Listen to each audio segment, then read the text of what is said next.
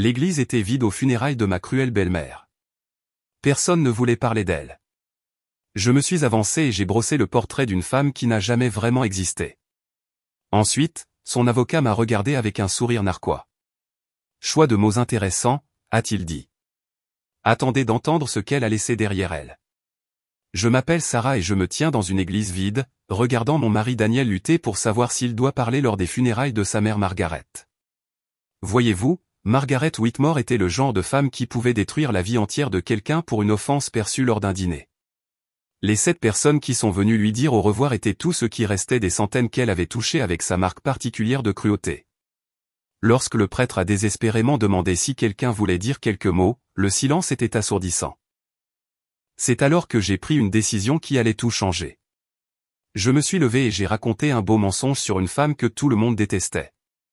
Mais ce qui s'est passé après cette oraison funèbre, lorsque son avocat m'a mise à l'écart avec une enveloppe mystérieuse, a révélé que ma fiction était plus vraie que quiconque n'aurait pu l'imaginer.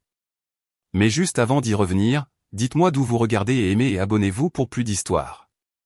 La lumière du matin filtrait à travers les vitraux de la cathédrale Saint-Augustin, peignant des motifs géométriques d'ambre et de cramoisi sur rangée après rangée de bancs de chêne vides. Je me tenais à l'entrée, ma robe noire me semblant soudain trop formelle, trop pleine d'attente pour ce qui m'attendait. L'église pouvait facilement accueillir 300 fidèles. Aujourd'hui, elle en accueillait 7.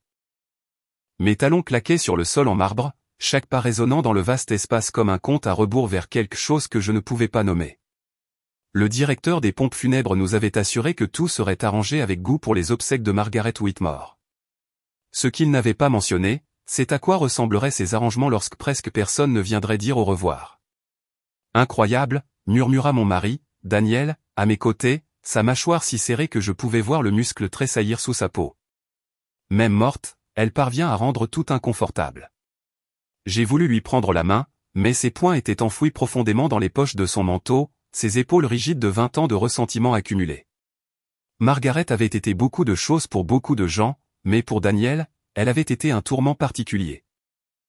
La mère qui ne pourra jamais tout à fait l'aimer comme il le fallait, qui trouvait toujours la faille dans son armure et pressait jusqu'à ce qu'elle s'ouvre en grand.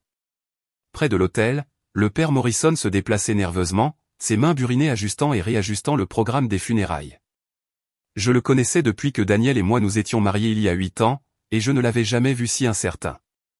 Il regardait sa montre, puis l'entrée, comme s'il implorait plus de gens de se matérialiser du matin d'octobre. « Attendons-nous encore un peu » demanda-t-il, son accent irlandais plus épais d'inconfort. « Peut-être qu'il y a des embouteillages, ou qu'il n'y en a pas, père ?» L'oncle de Daniel, James, interrompit depuis le premier banc. Sa voix portait cette amertume particulière qui vient de plaies qui ne se sont jamais tout à fait guéries. « C'est tout le monde qui vient. » Les autres présents formaient une collection hétéroclite d'obligations et de curiosités. La tante de Daniel, Patricia, était assise seule au 3e rang, ses lèvres pincées dans une expression que j'avais vue d'innombrables fois lors de réunions de famille. Le regard de quelqu'un qui avait des histoires à raconter mais savait qu'il valait mieux ne pas les raconter. 2 cousins éloignés que j'avais rencontrés une fois lors d'une fête de Noël il y a 5 ans, se blottissaient ensemble près de l'arrière, chuchotant derrière leurs mains. Et il y avait Harold Brennan, l'avocat de Margaret, se tenant à l'écart de tous les autres comme un critique de théâtre observant une performance particulièrement décevante. « J'ai entendu dire qu'elle a complètement déshérité la famille Gardonnet », murmura l'un des cousins. Pas tout à fait assez calmement. Après qu'il ne l'ait pas invité à leur mariage de fille. « Ce n'est rien », répondit l'autre. « Tu te souviens quand elle a dit à tout le monde au country club que Sandra Morrison avait une liaison. Il s'est avéré que c'était complètement faux, mais le mari de Sandra l'a quand même quittée. » Le souffle aigu de Patricia coupa leur potin. « Peut-être que ce n'est pas le moment, dit-elle, bien que son ton suggère qu'elle avait son propre catalogue de griefs. » Le père Morrison s'éclaircit la gorge, le son rebondissant sur le plafond voûté. « Eh bien, alors, commençons-nous » Il ouvrit son livre de prières, et la maigre assemblée se leva dans un bruissement de tissus et de soupirs réprimés. Les prières semblaient creuses dans l'espace vide, comme criées dans un vide qui ne tenait pas à faire écho en retour. Alors que nous nous rassoyions, le père Morrison nous regarda avec une désespérance à peine dissimulée. Avant de continuer le service formel, je pensais que peut-être quelqu'un aimerait partager quelques mots sur Margaret. Un souvenir, peut-être, ou, il s'interrompit, balayant nos visages. Silence. Il s'étira, devenant une chose vivante qui rampait le long des bancs et s'enroulait autour de nos gorges. J'ai regardé les jointures de Daniel devenir blanches alors qu'il agrippait le banc devant lui. James fixait droit devant, vers le cercueil, son visage un masque d'indifférence calculée. Patricia examinait sa manucure avec une intensité soudaine. Quelqu'un. La voix du père Morrison avait grimpé d'un demi-ton. Sûrement quelqu'un voudrait bien. Je n'ai rien à dire. Les mots de Daniel traversèrent l'église comme une lame. Il se leva brusquement, se tournant pour faire face aux quelques personnes assemblées. Elle nous a rendu la vie infernale. Elle manipulait. Elle mentait. Elle détruisait des relations pour le plaisir. Je ne resterai pas ici et je ne prétendrai pas le contraire juste parce qu'elle est morte. James rit, mais ce fut un rire laid, dépourvu d'humour. Au moins, tu as pu quitter la maison. Essaie d'être son fils préféré. Sais-tu ce que cela signifiait? Cela signifiait être son arme contre tous les autres. Cela signifiait être modelé à son image jusqu'à ce que tu ne saches plus où elle finissait et où tu commençais. Il se leva aussi, les mains tremblantes. C'est une farce. Nous sommes tous ici à prétendre pleurer quelqu'un qui a passé 73 ans à rendre tout le monde autour d'elle misérable. James, s'il te plaît, intervint faiblement Patricia. C'était quand même ta mère. L'était-elle? La voix de James se brisa. Les mères sont censées aimer inconditionnellement. Margaret aimait conditionnellement, tactiquement, stratégiquement. Elle aimait comme un général planifiant une campagne. Il attrapa son manteau. J'ai fini. Je ne ferai plus semblant. Il descendit l'allée, c'est pas net et définitif. La porte claqua derrière lui avec un bruit qui fit sursauter tout le monde. Daniel avait l'air de vouloir le suivre, son corps tendu comme celui de quelqu'un sur le point de fuir. Le visage du père Morrison était devenu pâle. Il regarda le programme des funérailles dans ses mains comme s'il pouvait offrir une intervention divine. Peut-être devrions-nous procéder aux dernières prières. Attendez. Le mot s'échappa de mes lèvres avant que je ne comprenne pleinement ce que je faisais. Je me retrouvai debout, mes jambes tremblant légèrement sous ma robe. Tout le monde se tourna pour me regarder. Daniel avec choc, Patricia avec curiosité, les cousins avec un empressement à peine dissimulé pour le drame. Sarah, ne fais pas ça, avertit Daniel doucement. Tu n'as pas à le faire. Mais j'étais déjà en mouvement, marchant vers le podium avec une certitude que je ne ressentais pas. Mes mains agrippèrent les bords du pupitre, et je regardai la maigre assemblée, puis le cercueil de Margaret drapé de lys blanc qu'elle aurait détesté. Elle préférait toujours les roses, des roses rouges sang qui ressemblaient à des avertissements. Je pensais à la femme que je connaissais depuis 8 ans. La femme qui avait fait de chaque dîner de famille une bataille, de chaque fête une navigation prudente des mines antipersonnelles émotionnelles. La femme qui m'avait dit le jour de mon mariage que je n'étais pas assez bien pour son fils, puis avait souri au photographe comme si nous étions les meilleurs amis. La femme qui avait critiqué chaque choix que je faisais, de ma carrière à ma cuisine en passant par ma façon de rire. Trop fort, disait-elle, trop peu raffiné. Mais je pensais aussi au vide de cette église, à la tragédie d'une vie qui s'achevait avec si peu de gens prêts à en être témoins. Quelle que soit la personne que Margaret avait été, elle avait été humaine, compliquée, difficile, peut-être même cruelle, mais humaine néanmoins. Margaret Whitmore, commençai-je, ma voix plus ferme que je ne m'y attendais, était une femme qui a vécu sa vie avec un but. Ça, au moins, c'est vrai. Chaque cruauté avait été délibérée, calculée pour un impact maximal. Beaucoup d'entre vous ne le savent peut-être pas, continuai-je, le mensonge se formant sur ma langue comme un médicament amer, mais Margaret consacrait d'innombrables heures au travail caritatif. Elle le faisait discrètement, sans fanfare, car elle croyait que la vraie générosité ne nécessitait aucune reconnaissance. Les sourcils de Patricia se haussèrent. Les cousins se penchèrent en avant. Daniel me regarda comme si je parlais soudainement en langue. Chaque jeudi soir, je continuais à tisser la fiction avec des fils de détail à moitié souvenirs de sa vie réelle. Quand nous pensions qu'elle était à son club de lecture, elle faisait du bénévolat au refuge Saint-Marie-S en centre-ville. Elle servait des repas. Elle écoutait des histoires. Elle traitait chaque personne là-bas avec dignité et respect. Le mensonge donnait l'impression d'avaler du verre, chaque mot coupant en passant. Mais je continuais, poussé par quelque chose que je ne pouvais pas nommer. La pitié, peut-être, ou simplement le poids insupportable de cette église vide.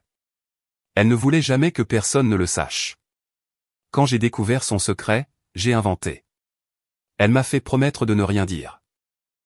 Elle a dit, Sarah, dès que la charité devient à propos du donneur plutôt que du receveur, elle perd son sens. Je vis Harold Brennan bouger dans sa position, la tête penchée avec ce qui ressemblait à de l'intérêt ou de l'amusement. Je ne pouvais pas savoir lequel. Margaret était compliquée, dis-je, laissant une vérité glisser à travers la fiction. Elle pouvait être difficile, exigeante, parfois impossible. Mais sous cette façade, il y avait une femme qui comprenait la souffrance, qui savait ce que c'était d'être jugée, d'être rejetée, d'être oubliée. Et elle luttait contre cela, non pas pour elle-même, mais pour les autres qui n'avaient pas de voix.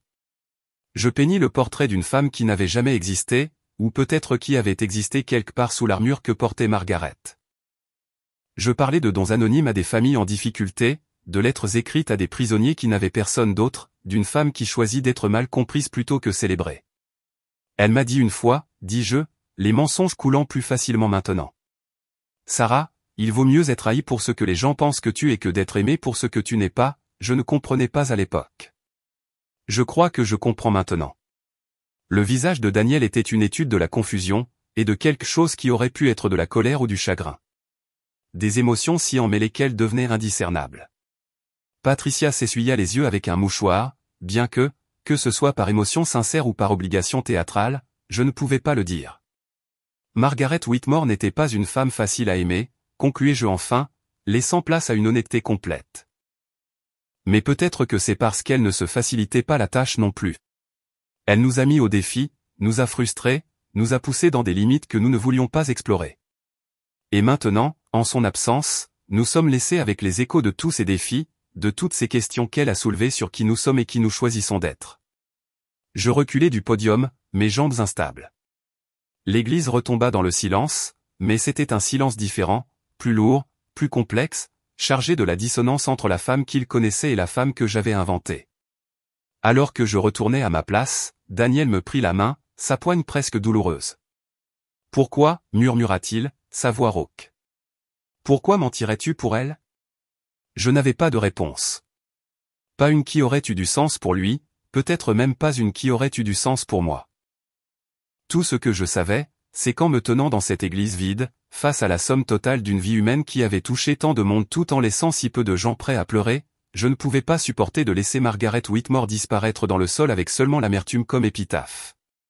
Le père Morrison reprit le service, sa voix plus forte maintenant, comme si ma fiction lui avait donné quelque chose à quoi s'accrocher. Les prières continuèrent. Les hymnes furent chantés par notre petit chœur, et finalement nous nous dirigeâmes vers le cimetière où Margaret devait être mise en terre à côté de son mari, mort 15 ans plus tôt, certains disant qu'il était soulagé d'en être enfin échappé, bien que ce soit probablement peu aimable. Alors que nous nous tenions au bord de la tombe, Harold Brennan apparut à mon coude. C'était un homme d'une 60aine d'années, impeccablement vêtu malgré l'occasion, avec des yeux qui semblaient cataloguer tout ce qu'il voyait. Intéressante oraison funèbre, dit-il doucement, sa voix portant un poids que je ne pouvais pas interpréter. Il fallait bien dire quelque chose, répondis-je, regardant le cercueil être descendu dans la terre. En effet. Il m'étudia un moment, puis tendit la main dans la poche de sa veste. Après le service, si vous étiez assez aimable pour me rejoindre dans le bureau de l'église. Il y a une affaire dont nous devons discuter. Avant que je puisse répondre, il s'en allait, me laissant avec un sentiment croissant d'inquiétude qui n'avait rien à voir avec le mensonge que je venais de raconter et tout à voir avec le sentiment que, d'une manière ou d'une autre, Margaret Whitmore tirait encore les ficelles, même depuis la tombe. La réception eut lieu à la maison de Margaret, une vaste demeure victorienne qui ressemblait à quelque chose sculpté dans l'ombre et la déception. Seuls Patricia et les cousins assistèrent, picorant les sandwichs traiteurs avec l'enthousiasme de gens remplissant une obligation. Daniel nous y avait conduits en silence, les jointures blanches sur le volant, sa mâchoire remuant des mots qu'il ne dirait pas, elle aurait détesté ça, dit Patricia, en désignant le modeste buffet. Margaret insistait toujours sur des repas assis corrects après les funérailles. Disait que le finger food était pour les gens qui ne pouvaient pas s'engager dans un vrai deuil. Elle détestait beaucoup de choses, marmonna Daniel, se versant un généreux whisky du décanteur en cristal de sa mère. Probablement la première fois qu'il osait le toucher sans permission. Les cousins, dont j'avais déjà oublié les noms, chuchotaient dans un coin, leurs yeux me lançaient des éclairs toutes les quelques secondes. J'attrapais des fragments, jamais entendu parler de travail caritatif, et essayais d'entrer dans le testament, et savais toujours qu'elle cherchait quelque chose. Tu as du culot, Daniel a finalement dit, se tournant vers moi complètement. Ce whisky a délié quelque chose en lui, rendant la colère plus fluide, plus dangereuse. Te tenir là-haut, en faisant d'elle une sorte de sainte. Tu as la moindre idée de ce qu'elle m'a fait subir? De ce qu'elle nous a fait subir à tous? Daniel. Non, Sarah. Tu n'as pas le droit de me dire Daniel. Pas après cette performance. Il gesticula sauvagement. Le whisky faillit déborder du verre. 28 ans de critique, de manipulation, de guerre émotionnelle, et tu te tiens là et tu dis à tout le monde qu'elle était secrètement Mère Teresa. Quelqu'un devait dire quelque chose, répétais-je les mêmes mots que j'avais dit à Harold Brennan. Il semblait plus faible maintenant. Insuffisant. Non, il ne l'était pas, dit Daniel. C'est ça le problème. L'église vide était la vérité, Sarah. C'était la chose la plus honnête de toute cette farce. Elle est morte seule parce qu'elle vivait seule par choix, repoussant tout le monde à deux mains tout en exigeant qu'il l'aime inconditionnellement. James arriva alors, l'air hagard mais étrangement satisfait, comme si sortir du service lui avait enlevé un grand poids. Il examina la scène, le maigre rassemblement, la consommation d'alcool de Daniel, ma posture défensive, et rit. Laisse-moi deviner, dit-il. Tout le monde est contrarié par l'exercice d'écriture créative de Sarah. Tu as entendu, demandai-je. Patricia m'a envoyé un SMS. A dit que tu avais donné tout un spectacle. Travail caritatif secret. Il secoua la tête. Maman aurait vraiment adoré ça. L'idée qu'elle avait un noble secret que tout le monde manquait. C'est exactement le genre de narration qu'elle aurait voulu. Avant que quiconque puisse répondre, Harold Brennan apparut dans l'embrasure de la porte. Madame Whitmore, dit-il, et il me fallut un moment pour réaliser qu'il me parlait à moi, pas à la femme que nous venions d'enterrer. Si vous pouviez me rejoindre maintenant, cela ne prendra pas longtemps. Daniel s'avança. Quelle que soit la raison, je devrais. En fait, monsieur Whitmore, cela concerne spécifiquement votre épouse, bien que vous soyez invité à attendre dehors si vous préférez. Le regard qui passa entre Daniel et moi était complexe. Confusion, suspicion, une menace de peur que peut-être les manipulations de sa mère n'aient pas pris fin avec sa mort. Mais je suivis Harold à travers la maison jusqu'au bureau de Margaret, une pièce où je n'étais entré que 2 fois en 8 ans, les 2 fois pour me faire sermonner sur mes insuffisances. Le bureau était exactement comme elle l'avait laissé, dominé par un bureau massif en acajou, les murs tapissés d'éditions originales qu'elle n'avait jamais lues, mais affichées comme des trophées. Harold ferma la porte derrière nous et fit signe à un fauteuil en cuir en face du bureau. Il resta debout, attrapant dans sa mallette une enveloppe de couleur crème. « Votre belle-mère » commença-t-il, puis il s'interrompit, pesant ses mots. Margaret était une femme compliquée. Cela semble être le consensus, dis-je prudemment. Elle est venue me voir il y a 6 mois avec des instructions précises concernant ses funérailles. Il tenait l'enveloppe. Elle a dit, et je cite directement ici, « La seule personne qui parlera à mes funérailles est celle qui aura le courage de mentir magnifiquement à mon sujet. » La pièce sembla basculer légèrement. Elle a quoi? Elle savait exactement comment se dérouleraient ses funérailles. Elle avait passé 73 ans à s'assurer qu'elle soit aussi vide qu'elle l'était. Mais elle savait aussi que quelqu'un, elle était tout à fait certaine que ce serait vous, en fait, se sentirait obligé de combler ce vide avec de la fiction. Ma bouche devint sèche. Comment pouvait-elle savoir ça? Harold sourit alors, une expression mince qui n'atteignait pas ses yeux. Parce que Madame Whitmore, Margaret, comprenait les gens mieux que quiconque ne lui accordait de crédit.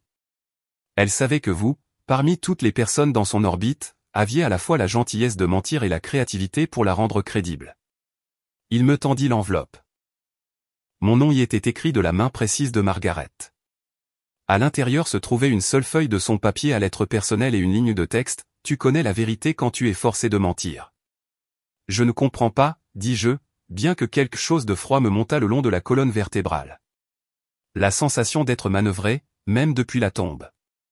Il y a plus, dit Harold, retournant à sa mallette. Votre oraison funèbre a déclenché une clause spécifique dans son testament. Une clause qui ne s'activait que si quelqu'un se levait et, comme elle le disait, la peignait avec des couleurs qu'elle n'a jamais portées. Vous me dites qu'elle avait planifié cela. Elle voulait que je mente. Elle y comptait. Il y a des complications à la succession, Madame Whitmore. Des choses qui deviendront claires lors de la lecture formelle la semaine prochaine. Mais pour l'instant, sachez que votre fiction a mis quelque chose en mouvement. Il sortit une petite boîte, du genre qui pourrait contenir des bijoux. Elle a également laissé des instructions pour que cela vous soit remis immédiatement après le service, mais seulement si vous parliez. Je l'ouvris avec des doigts tremblants. À l'intérieur se trouvait une vieille clé en laiton ternie par le temps, attachée à une étiquette qui disait simplement « Saint-Mariès 312 ». Saint-Mariès, le refuge que j'avais inventé pour mon oraison funèbre. Le travail caritatif qui n'avait jamais existé. Cela n'a aucun sens, dis-je. Je l'ai inventé. Saint-Mariès était juste. Était-ce? L'expression d'Harold était illisible. Parfois, Madame Whitmore, nous disons des vérités que nous ne savons même pas que nous connaissons. Avant que je puisse traiter cela, il y eut un coup sec à la porte. Daniel entra sans attendre la permission. Son visage rougit de colère et d'alcool. « Qu'est-ce qui se passe ?» demanda-t-il. « Qu'est-ce qu'elle vous a laissé ?» Je lui montrai la clé, la note cryptique. Son visage passa du rouge au pâle en quelques secondes. « Saint-Mariès, dit-il. Mais c'est. Tu l'as inventé. Je pensais l'avoir fait. » Harold ramassa ses affaires. La lecture formelle est mardi à 14 heures. Je suggère que vous y assistiez tous les deux. Il s'arrêta à la porte. Oh, et Madame Whitmore, vous voudrez peut-être visiter Saint-Mariès avant cela. Casier 3h12, je crois. Après qu'il soit parti, Daniel et moi restâmes dans le bureau de sa mère, entourés de ses livres et de ses intrigues, tenant une clé d'un endroit qui ne devrait pas exister. C'est du délire, dit Daniel. Enfin. Elle est morte et elle joue toujours. Mais je pensais à la façon dont Harold avait souri. À la façon dont il avait dit que Margaret comprenait les gens. Je pensais à toutes les jeudis soirs où elle était partie, censément à son club de lecture. Je pensais à quel point j'avais spécifiquement choisi Saint-Mariès parmi les dizaines de refuges de la ville. Nous devons y aller, dis-je. Sarah, non. Quelle que soit la raison, c'est juste une autre manipulation. N'es-tu pas curieux, interrompis-je. Ne veux-tu pas savoir ce qu'elle faisait vraiment tous ces jeudis soirs? Il me regarda, et je le vis alors. La guerre entre son désir d'en finir avec sa mère pour toujours et le besoin lancinant de la comprendre, même un peu. Ce soir-là, alors que la nouvelle se répandait dans le réseau familial à propos de mon oraison funèbre et de la mystérieuse rencontre avec l'avocat, mon téléphone commença à vibrer de messages. Patricia voulait savoir ce que Margaret m'avait laissé. Les cousins m'accusèrent d'être une chercheuse d'or, de manipuler une femme mourante. James envoya un seul SMS, sois prudente. Maman n'a jamais rien donné sans en attendre quelque chose en retour. Mais c'est le colis non marqué qui arriva à notre porte cette nuit-là qui nous troubla vraiment. À l'intérieur se trouvaient des photographies, des douzaines, toutes datées des 5 dernières années. Elles montraient Margaret dans divers endroits de la ville, toujours seule, toujours la nuit. Et sur 3 d'entre elles, clairement visibles à l'arrière-plan, il y avait le panneau de Saint-Mariès Shelter. Daniel enleva une à la lumière, étudiant le visage de sa mère sur l'image granuleuse. Ça pourrait être faux, dit-il. Mais sa voix manquait de conviction. Ou j'aurais pu le savoir d'une manière ou d'une autre, dis-je, bien que cela semblât également impossible. Tu ne le savais pas, dit fermement Daniel. C'est autre chose. Un autre jeu qu'elle joue. Mais en regardant les photos, le visage de Margaret capturé dans des moments inattendus, j'ai vu quelque chose que je n'avais jamais vu de ma vie. L'incertitude. Peut-être même la vulnérabilité.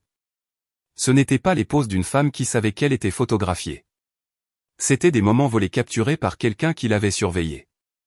Au fond de la boîte, sous toutes les photos, il y avait une autre note. Celle-ci n'était pas écrite par Margaret. Elle était tapée, clinique. Arrête de creuser. Tu ne sais pas qui tu protèges. Et au bas, à peine visible, il y avait une signature qui me fit courir un frisson dans le dos. Elle ressemblait à celle de Margaret, mais différente. Plus âgée, plus tremblante.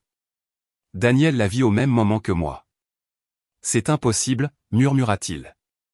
Ça ressemble à l'écriture de ton père. Richard Whitmore était mort depuis 15 ans.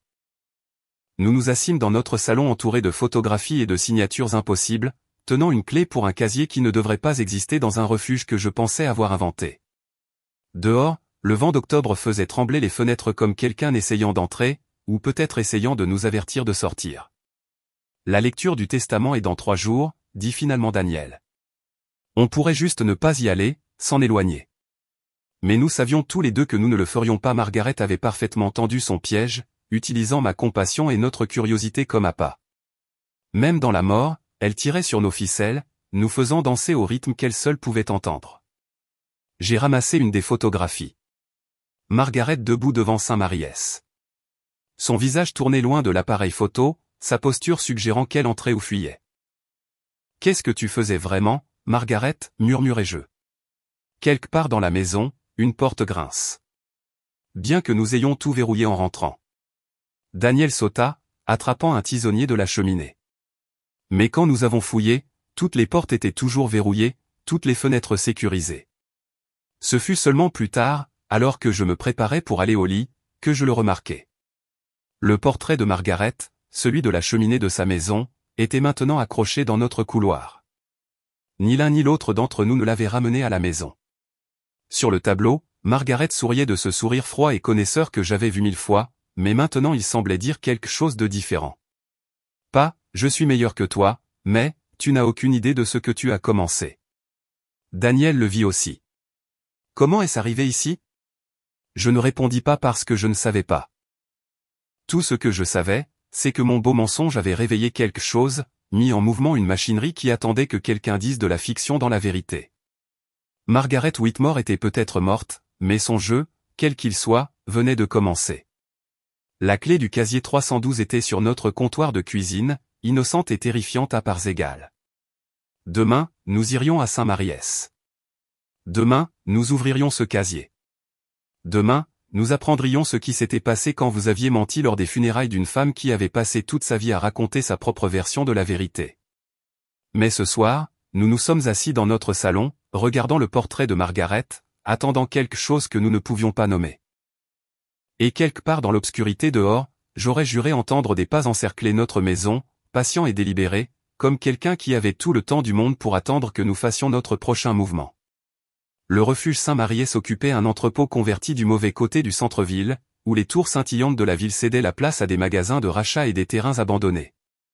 Daniel s'est garé de l'autre côté de la rue, tous deux fixant le bâtiment comme s'il pouvait disparaître si nous détournions le regard. C'est du délire, dit-il pour la 10e fois depuis que nous avions quitté la maison. Nous courons après des fantômes basés sur un mensonge que tu as raconté. Mais la clé dans ma main était réelle. Son poids de laiton indéniable. Alors expliquez les photographies. Expliquez comment votre mère avait une clé pour un casier dans un refuge que j'ai soi-disant inventé. Il n'eut pas de réponse pour cela. À l'intérieur de Saint-Mariès, c'était exactement ce à quoi on pouvait s'attendre.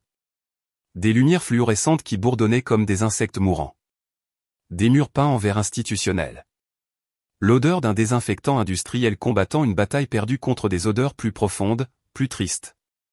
Un bureau d'accueil se trouvait juste à l'entrée, tenu par une femme qui semblait avoir trop vu pour être surprise par quoi que ce soit. « Puis-je vous aider » demanda-t-elle, bien que son ton suggère qu'elle en doutait. Nous cherchons, je marquai une pause, réalisant à quel point cela sonnerait fou. Nous cherchons des informations sur quelqu'un qui aurait pu faire du bénévolat ici. Margaret Whitmore. Le changement dans son expression fut immédiat et troublant. Ses yeux se plissèrent, sa bouche forma une ligne fine, et elle se pencha en arrière comme si elle essayait de nous mettre de la distance entre nous. « Nous ne parlons pas d'elle ici », dit-elle catégoriquement. Daniel s'avança. « C'était ma mère. Elle vient de mourir. Nous essayons. » J'ai dit que nous ne parlons pas d'elle. La voix de la femme était devenue dure.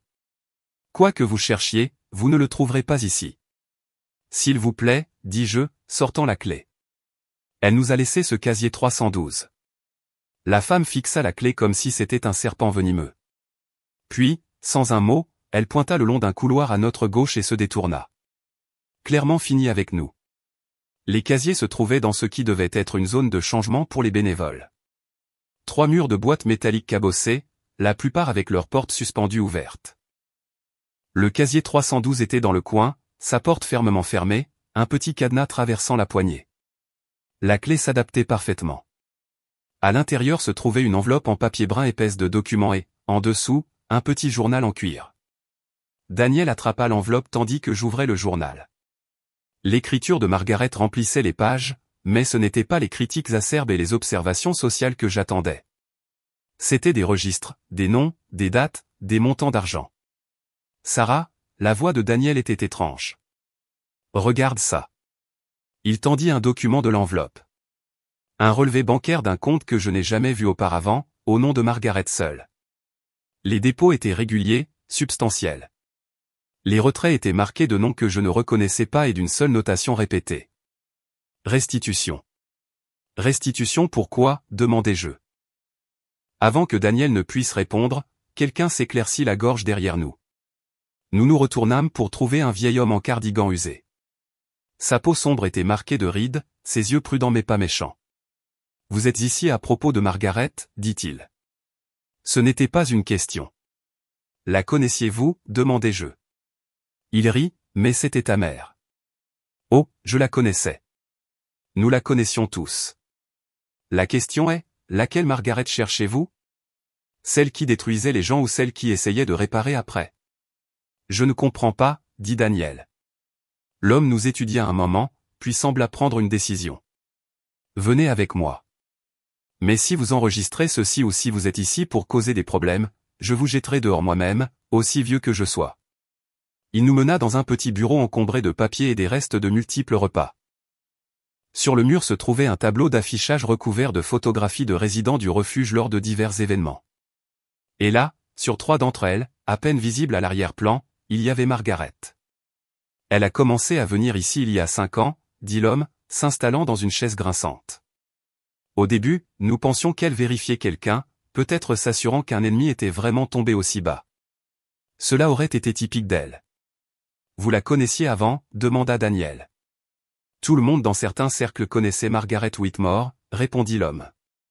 Elle avait un don pour trouver les faiblesses des gens et les exploiter. Ma faiblesse était le jeu. Elle s'est assurée que tout le monde dans l'entreprise le sache. Cela m'a fait perdre un emploi que j'avais depuis 15 ans. J'ai perdu ma maison, ma famille, tout. Le visage de Daniel était devenu pâle. Je suis désolé. L'homme agita la main. Pas de ta faute, mon garçon. Mais voici la partie étrange. 3 ans après que je me sois retrouvé ici, elle se présente avec une enveloppe d'argent. Pas un prêt, pas de la charité. Elle appelait cela une restitution. Disait qu'elle me devait une dette. Elle vous a donné de l'argent? Demandai-je incrédule. Pas seulement à moi. Franklin là-bas, elle avait répandu des rumeurs sur sa fille qui n'étaient pas vraies. A coûté à la fille une bourse. Il a reçu un chèque qui couvrait 4 ans de frais de scolarité d'État. Margaret l'avait mise sur liste noire de tous les bons emplois de traiteur de la ville pour une perception erronée. Elle a reçu assez pour lancer son propre food truck. Je regardais à nouveau le journal, la liste des noms et des montants. Elle faisait amende honorable à sa manière tordue, dit l'homme, sans jamais s'excuser, sans jamais admettre sa faute. Il suffisait de se présenter avec de l'argent et de l'appeler restitution. Certaines personnes l'ont accepté. D'autres lui ont dit où elle pouvait aller se faire voir. Pourquoi? Demanda Daniel, et j'entendais des années de douleur dans ce seul mot. Pourquoi détruisait-elle les gens, puis essayait-elle de réparer? Pourquoi ne pas simplement ne pas les détruire en premier lieu? L'homme haussa les épaules. Je lui ai demandé une fois. Sais-tu ce qu'elle a dit? Elle a dit, parce que je ne pouvais pas m'en empêcher alors, et je ne peux pas m'en empêcher maintenant. Fais-en ce que tu veux. Nous avons quitté Saint-Mariès avec plus de questions que de réponses, le journal et les documents sous le bras. En voiture, Daniel fut silencieux pendant un long moment, traitant cette nouvelle version de sa mère, toujours cruelle, mais peut-être aussi hantée par ses cruautés. Ce soir-là, nous avons étalé tout sur notre table de salle à manger. Le journal remontait à 7 ans, 2 ans avant qu'elle ne commence les paiements de restitution. Les premières entrées étaient différentes, des notes sur les personnes qu'elle avait lésées, presque cliniques dans leurs détails des dommages qu'elle avait causés. Dit à Robert l'histoire de Patricia l'adultère. Mariage terminé. Patricia a perdu la garde, les enfants traumatisés. A divulgué les dossiers médicaux de Thompson au conseil, retraite forcée, pension perdue. a convaincu Eleanor que son fils volait. Ils ne se parlent plus depuis 3 ans. C'était un catalogue de cruauté délibérée. Chaque entrée écrite sur le ton factuel que l'on pourrait utiliser pour une liste de courses. Mais puis, il y a 5 ans, quelque chose a changé. Les entrées sont devenues différentes. A trouvé Thompson vivant avec sa fille. A remboursé la hypothèque anonymement. Enfant de Patricia en thérapie. A établi un fonds fiduciaire par le biais d'une société écran. A envoyé à Eleanor la preuve de l'innocence du fils. Ils se parlent à nouveau. Elle essayait de tout réparer, dis-je doucement. Tout ça. Mais pourquoi? La voix de Daniel était rauque. Et pourquoi le secret? Pourquoi pas simplement s'excuser? Avant que je puisse répondre, il y eut un coup à notre porte. Il était passé 22 heures, trop tard pour des visiteurs occasionnels. Daniel attrapa à nouveau le tisonnier. C'était en train de devenir une habitude tandis que je jetais un coup d'œil par le Judas.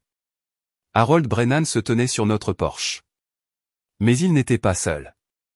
Derrière lui se trouvait une femme que je ne reconnaissais pas, âgée, mais élégante, avec des yeux d'un bleu froid comme ceux de Margaret. « S'il vous plaît, laissez-nous entrer, » dit Harold. « Cela concerne les documents que vous avez récupérés aujourd'hui. » Contre notre meilleur jugement, nous les avons fait entrer. La femme s'est présentée comme Victoria Ashford, la sœur de Margaret. Je ne savais même pas que Margaret avait une sœur. Vous n'étiez pas aux funérailles, dit Daniel accusateur. Je n'ai pas parlé à Margaret depuis 30 ans, répondit Victoria. Pas depuis qu'elle a détruit mon mariage avec une de ses petites campagnes. Mais Harold m'a appelé quand tu as prononcé cette oraison funèbre. Il a dit que tu l'avais dépeinte comme charitable. Elle rit amèrement. Je devais savoir à quel jeu elle jouait maintenant. Ce n'est pas un jeu, dis-je, lui montrant le journal. Elle faisait restitution. Restitution. La voix de Victoria devint vive. C'est ce qu'elle appelait ça? Laisse-moi te parler de la restitution de ma sœur. Oui, elle m'a envoyé de l'argent après mon divorce. Oui, elle a payé l'éducation de ma fille après avoir détruit ma capacité à le faire. Mais elle n'a jamais reconnu ce qu'elle avait fait. Jamais dit qu'elle était désolée. Elle jetait juste de l'argent sur les blessures qu'elle avait créées et espérait que cela suffirait. Alors pourquoi l'a-t-elle fait? Demanda Daniel. Victoria et Harold échangèrent des regards. Harold s'éclaircit la gorge. Il y a quelque chose que vous devez savoir sur la mort de votre père, dit-il. Daniel sembla perdre plusieurs degrés. Daniel se raidit. Mon père a eu une crise cardiaque. Oui, dit Harold prudemment. Mais ce qui l'a déclenché, c'est une dispute avec votre mère. Une terrible dispute, d'après le personnel de l'hôpital. Il est mort avant qu'il n'ait pu se réconcilier. De quoi se disputait-il? La voix de Daniel n'était qu'un murmure. Victoria répondit. Richard avait découvert quelque chose. Quelque chose à propos des activités de Margaret. Il menaçait de l'exposer, de divorcer, de tout lui enlever. Et dans sa rage, elle a dit des choses terribles sur vous, Daniel, sur James, sur tout ce que Richard aimait. Le stress a déclenché sa crise cardiaque. Il est mort en croyant que toute sa famille était pleine de monstres. Daniel s'effondra sur une chaise, le visage blanc. J'ai tendu la main pour le saisir, mais il l'a retirée. Après la mort de Richard, continua Harold. Margaret a changé. Pas immédiatement, mais progressivement. Elle a commencé à tenir ce journal. Cataloguant ses cruautés et puis elle a commencé à essayer de les réparer secrètement, anonymement si possible. Elle appelait cela son pénitence, mais elle n'a jamais arrêté d'être cruelle. Je l'ai souligné même en faisant restitution, elle détruisait toujours des gens parce qu'elle ne pouvait pas s'arrêter, dit Victoria. C'était une compulsion, une maladie. Elle détruisait quelqu'un le lundi et payait restitution à quelqu'un d'autre le jeudi. Deux faces de la même pièce empoisonnée. Harold sortit une autre enveloppe. Ceci est arrivé à mon bureau aujourd'hui. Il est adressé à vous, Sarah, mais je pense que vous devriez tous le voir. À l'intérieur se trouvait une lettre dactylographiée. Pas de signature. Le fonds de restitution n'est pas ce qu'il semble être. Renseignez-vous sur FunMe. Renseignez-vous sur la fondation Rosebridge. Renseignez-vous sur l'audit qui a tué Richard Whitmore. Arrêtez maintenant ou rejoignez-le. Qu'est-ce que fun me, demandai-je. Le visage d'Harold était sombre. C'est ce dont nous devons discuter lors de la lecture du testament. Mais clairement, quelqu'un ne veut pas que nous le fassions. Comme sur commande, le téléphone de Daniel sonna. Le nom de James apparut à l'écran. Ne viens pas à la lecture du testament, dit James dès que Daniel répondit, sa voix tendue. Je viens d'avoir une visite de gens très peu amicaux qui posaient des questions sur le travail caritatif de maman. Il semble penser que l'oraison funèbre de votre femme était plus que de la fiction. James, qu'est-ce qui se passe? Je ne sais pas, mais maman était impliquée dans quelque chose de plus gros que ses jeux habituels. Ces gens n'étaient pas des types de drames familiaux. Ils étaient professionnels. Éloignez-vous de ça, Daniel. Quoi que maman ait prévu, laisse-le mourir avec elle. La ligne se coupa. Nous sommes tous restés là, le poids de l'avertissement s'installant sur nous comme un linceul.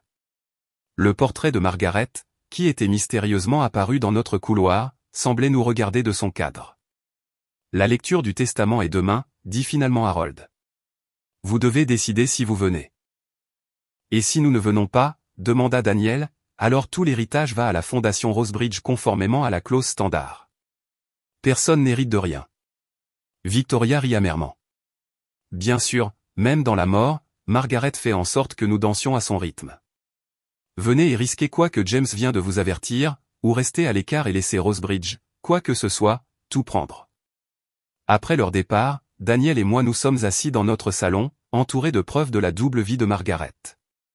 La femme qui détruisait des vies et la femme qui essayait de les réparer. La mère qui tourmentait ses enfants et le fantôme qui tirait encore les ficelles depuis la tombe. Nous devons y aller, dis-je. Enfin, nous devons savoir. Daniel hocha lentement la tête. Elle a tué mon père. Peut-être pas avec une arme, mais elle l'a tué. Et maintenant, elle veut que nous quoi? Lui pardonner. Continuer son travail. Jouer un dernier jeu, peut-être qu'elle veut juste que nous comprenions. Que nous comprenions quoi? Je regardais le journal, l'enregistrement méticuleux des cruautés et des restitutions. Que parfois les gens sont exactement aussi horribles qu'ils le semblent et exactement aussi compliqués que nous ne l'imaginions jamais. Le bureau d'avocat d'Harold Brennan occupait le dernier étage d'un bâtiment qui sentait le vieil argent et les secrets encore plus anciens. Le trajet en ascenseur semblait interminable, chaque étage marquant une nouvelle étape vers quelque chose d'irréversible. La main de Daniel a trouvé la mienne quelque part au 10e étage, serrant assez fort pour faire mal. On peut encore partir, murmura-t-il. Non, dis-je, me surprenant par ma certitude. On ne peut pas, la salle de conférence était déjà bondée à notre arrivée. James était assis dans un coin, arborant un œil au beurre noir qu'il n'avait pas hier. Patricia était perchée au bord de sa chaise comme un oiseau prêt à s'envoler. Les cousins du funéral étaient regroupés, chuchotant frénétiquement. Victoria se tenait à l'écart, étudiant la ville par des fenêtres du sol au plafond. Mais c'est l'étranger qui a attiré mon attention. Un homme en costume cher qui dégageait le genre d'autorité qui venait du mouvement de grosses sommes d'argent et du fait de ne pas se soucier de qui se faisait blesser dans le processus. Monsieur Carril, dit Harold, remarquant mon regard. Il représente la fondation Rosebridge. Carril sourit. Toutes dents et aucune chaleur. Je comprends que vous ayez prononcé une oraison funèbre très émouvante, Madame Whitmore. La fiction peut être si puissante, n'est-ce pas? Avant que je puisse répondre, Harold a convoqué la salle. Commençons. Le dernier testament et testament de Margaret et Whitmore est inhabituel. Plutôt que de le lire simplement, elle a demandé que je joue un enregistrement qu'elle a fait 2 semaines avant sa mort. Il appuya sur un bouton d'une télécommande et un écran descendit du plafond.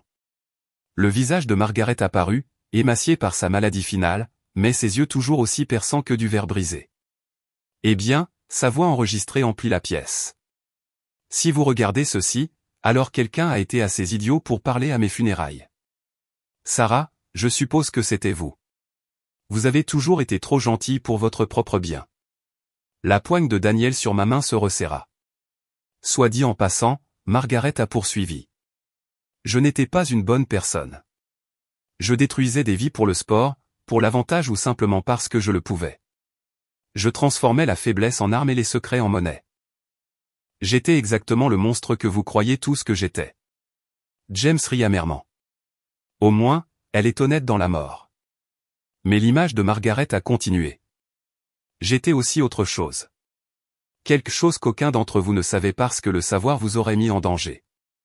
Au cours des 5 dernières années, j'ai systématiquement sapé l'organisation que mon défunt mari a contribué à créer, la Fondation Rosebridge. Caril se leva brusquement. Ce sont des mensonges. Éteignez-le. Asseyez-vous, monsieur Caril, dit Harold calmement, ou je demanderai à la sécurité de vous escorter. L'enregistrement de Margaret a continué. Rosebridge se présente comme une organisation d'efficacité caritative aidant les petites organisations caritatives à optimiser leurs opérations.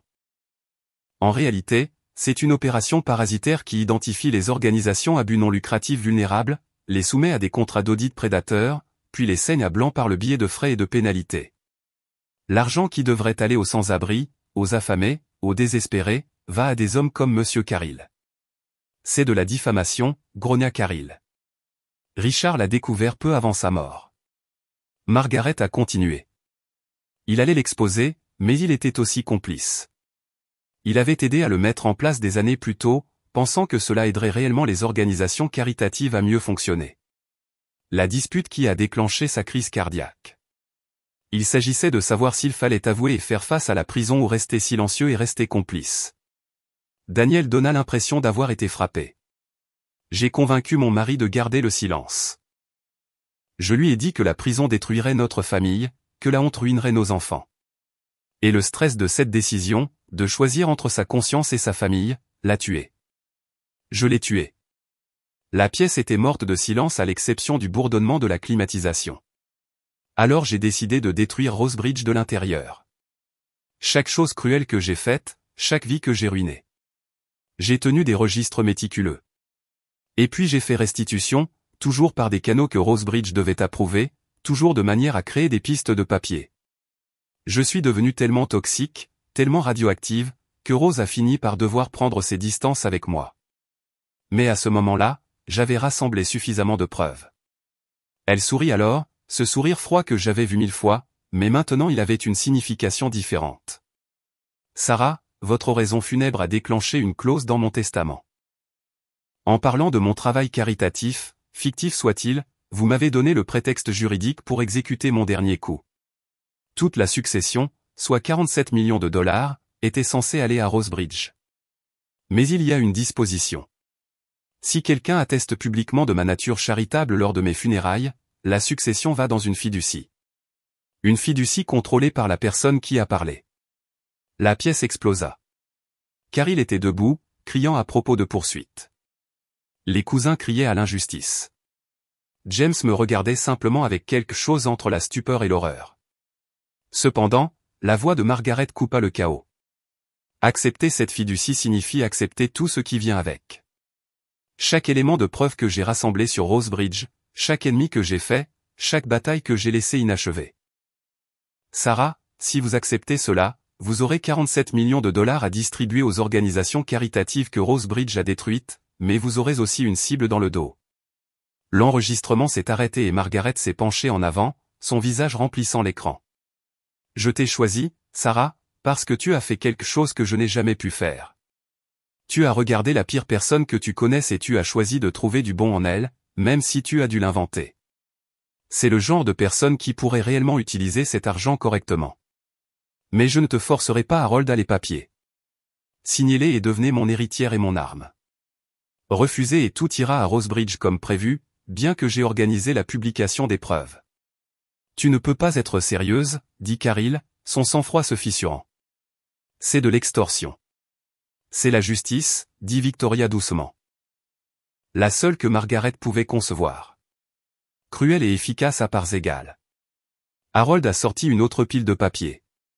Ceci est arrivé à mon bureau aujourd'hui. Il est adressé à vous, Sarah, mais je pense que vous devriez tous le voir. À l'intérieur se trouvait une lettre dactylographiée. Elle a dit de vous donner ceci après avoir signé, seulement à vous. Je l'ai ouverte dans l'ascenseur. Daniel lisait par-dessus mon épaule. C'était une seule ligne de l'écriture de Margaret. La vérité sur ma cruauté est simple. Je ne pouvais pas m'en empêcher. La vérité sur ma restitution est plus simple. Ni moi non plus. Utilisez ce que je vous ai laissé pour être meilleur que je n'ai jamais pu l'être. Daniel pleurait après tout. Après toute la douleur et la manipulation et la cruauté, il pleurait sa mère qui n'avait jamais pu l'aimer correctement, qui avait été piégée dans sa propre nature empoisonnée même si elle essayait de s'en échapper. Elle était malade, dit-il. N'est-ce pas? Quelque chose en elle était cassé. Peut-être, dis-je, ou peut-être qu'elle était exactement ce qu'elle avait choisi d'être, et la restitution n'était qu'une autre forme de contrôle. Est-ce que ça a de l'importance? Je pensais à cela alors que nous marchions vers notre voiture. L'équipe de sécurité d'Harold nous suivait discrètement. Est-ce que ça a de l'importance si la charité de Margaret était authentique ou juste une autre manipulation? Est-ce que ça a de l'importance si sa cruauté était une compulsion ou un choix? Non, décidai-je. Ce qui compte, c'est ce que nous faisons maintenant. Mon téléphone vibra d'un SMS d'un numéro inconnu. Vous vous êtes fait un puissant ennemi. Rose n'oublie pas, je le montrai à Daniel, m'attendant à la peur. Au lieu de cela, il rit. Pas amer comme James ou froid comme Margaret, mais sincère. Bien, dit-il. Nous non plus. Alors que nous rentrions en voiture, je pensais à l'oraison funèbre que j'avais prononcée. Le beau mensonge sur le travail caritatif de Margaret. C'était de la fiction, mais d'une manière ou d'une autre, elle avait révélé une vérité. Pas sur qui était Margaret, mais sur qui elle avait essayé, dans sa manière brisée, de devenir. Le Margaret Whitmore Charitable Trust avait 47 millions de dollars. Rose Bridge s'était fait des ennemis auprès de dizaines de petites organisations caritatives, et j'avais une liste de toutes les personnes que Margaret avait lésées ainsi que ses notes détaillées sur la façon de faire restitution. Margaret était partie, mais son dernier jeu venait de commencer. Et pour la première fois de ma vie, je comprenais son sourire, celui qui disait qu'elle savait quelque chose que personne d'autre ne savait. Parce que maintenant, je le savais aussi.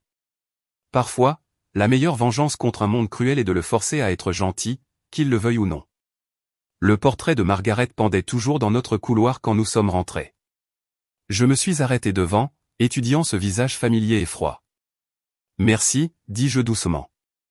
De m'avoir choisi, de m'avoir fait confiance pour cela, et de m'avoir donné la chance de rendre vos mensonges vrais. Le portrait, bien sûr, ne répondit pas, mais j'aurais pu jurer un instant que son sourire semblait un peu moins froid, un peu moins cruel, un peu plus comme la paix. La clé en laiton était froide dans ma main alors que je me tenais devant le casier 312 à la gare de Briey. Le dépôt de train abandonné ressemblait à un cimetière de rêves morts. Voie rouillée ne menant nulle part. Fenêtres obscurcies par des décennies de crasse. Des pigeons nichant dans les chevrons comme des âmes qui ne pouvaient pas trouver leur chemin vers la maison. Cet endroit me donne des frissons, dit Daniel, jetant un coup d'œil par-dessus son épaule pour la 3e fois. Nous avions remarqué la berline noire qui nous suivait depuis la maison, gardant une distance prudente de 3 voitures. Ils veulent nous faire savoir qu'ils nous surveillent, dis-je, travaillant la serrure. C'est de l'intimidation. Ça marche. Le casier s'ouvrit avec un grincement qui résonna dans la gare vide.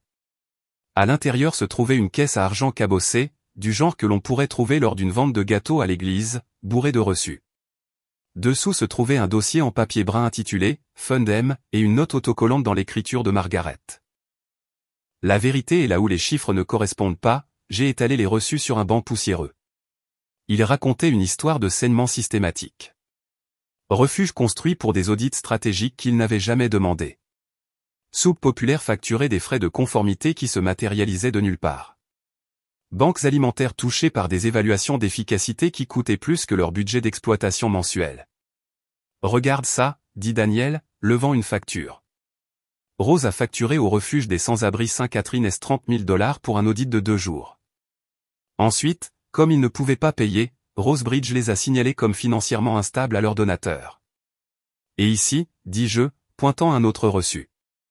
Margaret a payé exactement ce montant de son compte personnel le lendemain. Elle remboursait secrètement ce que Rose Bridge volait. Le dossier contenait quelque chose d'encore plus accablant. Des photocopies des communications internes de Rose Bridge, des emails entre Caril et son équipe discutant des organisations caritatives vulnérables et de celles ayant un potentiel d'extraction. Un email me retourna l'estomac. La beauté du modèle est que ces organisations caritatives ne peuvent pas refuser notre aide sans paraître incompétentes, et elles ne peuvent pas se permettre notre aide sans sombrer. Dans les 2 cas, nous gagnons. Comment Margaret a-t-elle obtenu cela? demanda Daniel. J'ai trouvé la réponse dans une plus petite enveloppe glissée à l'intérieur du dossier. Une confession d'un employé de Rosebridge nommé Jennifer Chin. Madame Whitmore a découvert les factures médicales de ma fille. Elle les a toutes payées anonymement, pensait-elle. Mais j'ai remonté la piste. En échange, elle m'a donné accès à nos systèmes internes. Elle a dit qu'elle avait besoin de preuves pour nous faire tomber. Après ce que j'ai vu Rosebridge faire, j'espère qu'elle réussira. Le téléphone de Daniel sonna. Le nom d'Harold à l'écran. Vous devez sortir de là, dit Harold sans préambule. Car il vient de déposer une injonction d'urgence pour geler la fiducie. Et il y a autre chose. Quelqu'un a cambriolé la maison de Margaret. Il cherche quelque chose. Nous avons tout rassemblé et couru vers la voiture. La berline noire avait disparu, mais cela semblait pire que d'être suivi. Ce soir-là, nous avons étalé les preuves de Margaret sur notre table de salle à manger comme une carte de la corruption. Les reçus montraient un schéma clair.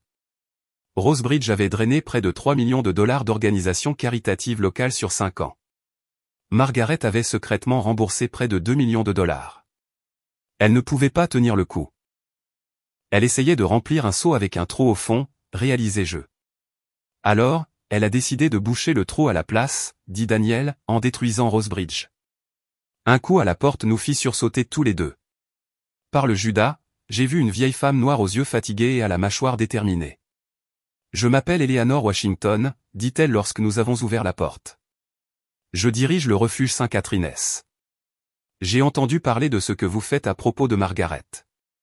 Nous l'avons fait entrer et elle s'est assise lourdement à notre table, regardant l'étalage de documents. Cette femme, dit-elle finalement, a sauvé mon refuge 6 fois. Toujours anonymement, toujours exactement ce dont nous avions besoin. Mais elle a aussi d'abord détruit ma réputation. Répandu des rumeurs selon lesquelles je détournais des fonds. Il a fallu des années pour rétablir la confiance avec les donateurs. Pourquoi ferait-elle les deux? Demandai-je. Eleanor sourit tristement. Je lui ai demandé une fois. Je l'ai surprise en train de laisser une enveloppe d'argent à notre porte arrière à 2 heures du matin. Sais-tu ce qu'elle a dit? Parce que je ne peux pas arrêter d'être qui je suis. Elle tira un carnet usé. Je l'ai suivi. Chaque chose cruelle qu'elle a faite à quelqu'un, elle essayait de réparer quelque chose d'autre pour quelqu'un d'autre. C'est comme si elle essayait de faire un bilan avec l'univers. C'est du délire, dit Daniel. C'est de la culpabilité, corrigea Eleanor. Le genre qui te ronge mais ne te tue jamais complètement. Elle se leva pour partir, puis s'arrêta. Il y a autre chose. La nuit avant de mourir, Margaret est venue au refuge. Elle était très malade, pouvait à peine marcher. Elle m'a donné ceci. Elle me tendit une petite clé. Dis de la donner à celui qui a parlé à ses funérailles avec gentillesse. Dis qu'il saurait quoi en faire. La clé avait une étiquette. Union Bank Box 1247. Après qu'Eleanor soit partie, nous sommes restés assis à regarder cette nouvelle clé. Combien d'autres miettes Margaret avait-elle laissées? Jusqu'où allait ce labyrinthe? Nous devrions aller à la police, dit Daniel. Montrons-leur tout. Avec quoi, demandai-je. Des reçus qui prouvent que Margaret était secrètement charitable. Des emails que Rosebridge prétendra être fabriqués. Nous avons besoin de plus. Mon téléphone vibra. Numéro inconnu. Madame Whitmore. C'est Jennifer Chin, la femme qui a donné à Margaret les fichiers Rosebridge. Nous devons nous rencontrer ce soir. Ils savent que je l'ai aidée. Nous avons rencontré Jennifer dans un restaurant ouvert toute la nuit, le genre où personne ne pose de questions et où le café a le goût du regret. Elle était jeune, peut-être 30 ans, avec le regard creux de quelqu'un qui n'avait pas dormi depuis des jours. Ils m'ont viré hier, dit-elle. Ont affirmé que j'avais détourné des fonds, ce qui est ironique compte tenu de ce qu'ils font. Mais ce n'est pas pour ça que je suis là. Elle fit glisser une clé USB sur la table. Margaret n'a pas tout eu. C'est le reste, y compris les enregistrements. Enregistrements. Car il aimait enregistrer ses réunions. Pensait que cela lui donnait l'air puissant. Il ne savait pas que j'enregistrais aussi. Il y en a un de la nuit où Richard Whitmore est mort. Nous avons branché le disque sur l'ordinateur portable de Daniel là, dans le restaurant. Fichier après fichier de crimes financiers, Mais c'est le fichier audio daté d'il y a 15 ans qui fit trembler les mains de Daniel alors qu'il cliquait sur lecture. Richard, cette entreprise est mal, Marcus. Nous sommes censés aider ces organisations caritatives, pas les détruire. Caril, nous les aidons, Richard. Les aidant à comprendre leur place dans l'écosystème. Les faibles échouent. Les forts survivent. C'est le commerce. Richard, ce n'est pas ce que nous avions convenu. Je me retire. J'irai en public s'il le faut.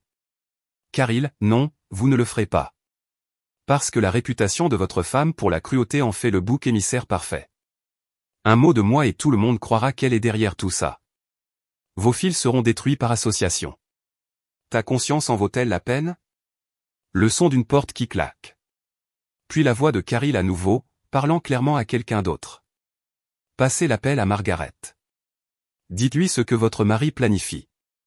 Laissez-la gérer. Elle est douée pour ça. Daniel ferma l'ordinateur portable, le visage pâle. Il l'a tué, dit-il. Caril a tué mon père autant que ma mère. Jennifer se pencha en avant. Il y a plus. Fundem. Cela signifie Fondation Margaret. Caril l'a mise en place en son nom à son insu, l'a utilisée pour blanchir l'argent des organisations caritatives.